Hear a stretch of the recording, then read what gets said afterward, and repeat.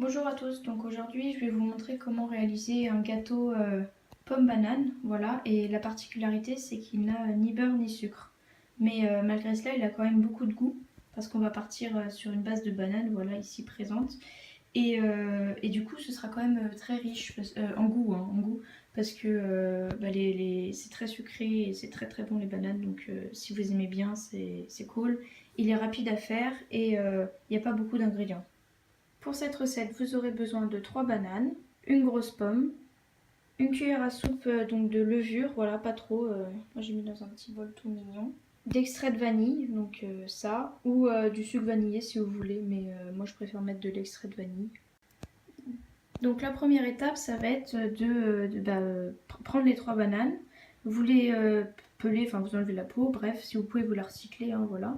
Et après, vous écrasez les bananes comme ça avec une fourchette pour en faire une espèce de petit bouillie. Voilà, donc une fois que c'est bien embouilli, vous n'avez pas besoin que ce soit parfait, hein, on s'en fout. On va passer à la pomme. Donc vous vous l'épluchez et vous la découpez en petits morceaux.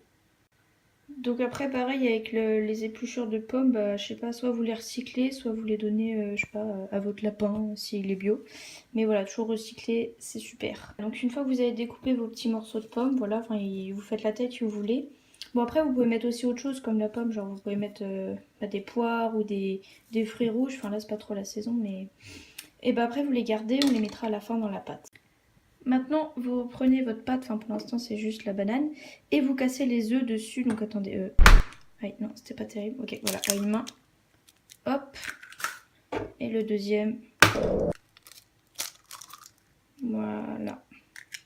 Et vous mélangez tout. Ah, c'est dégueu. Ah. Là, vous mélangez. Ça donne toujours pas très envie, mais ça va être mieux après, hein. Donc ensuite, vous rajoutez la petite levure. Et l'extrait de vanille. Vous mettez ce que vous voulez en fonction si vous voulez que ce soit beaucoup de vanille ou pas. Et puis voilà, donc vous mettez ce que vous voulez. Hop, voilà.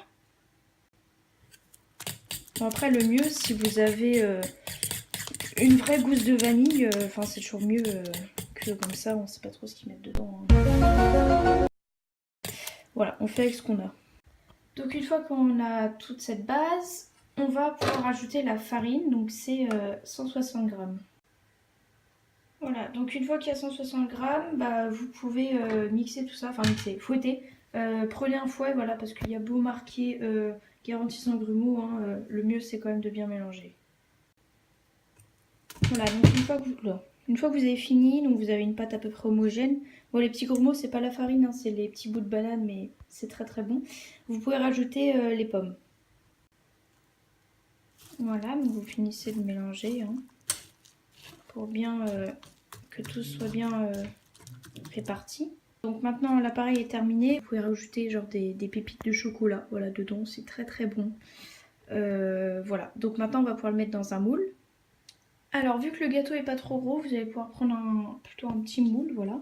Et vous allez pouvoir mettre la pâte, verser la pâte dedans.